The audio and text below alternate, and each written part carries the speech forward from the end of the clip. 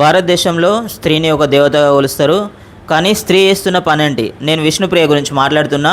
ఇన్స్టాగ్రామ్లో ఒక దుకాణానికి తెరలేపింది. మీరు 400 పే చేయండి, నేను అన్ని చూపిస్తా అనే రేంజ్కి దిగజారిపోయింది. విష్ణుప్రియ టీవీ షోల నుంచి కొద్దిగా ఎదిగింది. బిగ్ బాస్ షో తర్వాత ఆమెకి ఫేమ్ వచ్చింది.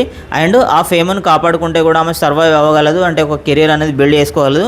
కానీ ఎక్కువ డబ్బు కావాలనే ఒక అత్యాశకు పోయి అంతకుముందు కూడా బెట్టింగ్స్లో ఇరుక్కుంది.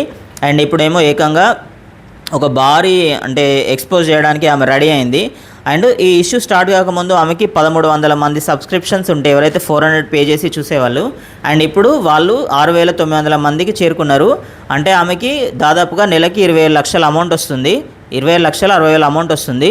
సో అట్లా చేయడం ఆమె తప్పే. కానీ ఇంతమంది సబ్స్క్రిప్షన్ తీసుకొని ఆమె అంటే చూస్తూ అంటున్నారు. సో అట్లాంటి వాళ్ళది కూడా తప్పే. సో ఇక్కడ ఏం జరుగుతుంది అంటే ఫస్ట్ మన సంస్కృతి అనేది నాశనం అవుతుంది.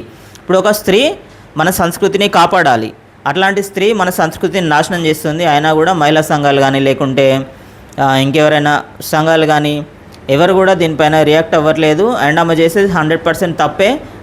తప్పు అని ఎవరు చెప్పట్లేదు. మన సంస్కృతి నాశనం అవుతుంటే కూడా కళ్ళారా చూస్తున్నారు తప్ప ఎవరైతే రియాక్ట్ అవ్వట్లేదు. మన సంస్కృతిని కాపాడుకునే బాధ్యత మనందరిపైన ఉంది. దీనిపైన ప్రతి ఒక్కరూ రియాక్ట్ అవ్వాలి. కొంతమంది ఏఐఎస్ఎఫ్ స్టూడెంట్స్ రియాక్ట్ అయ్యి కేసు పెట్టారు కాబట్టి ఈ విషయం బయటకు వచ్చింది. లేకపోతే ఈ విషయం అట్లనే ఇంకా ఎంతమంది బలయ్యే వాళ్ళు.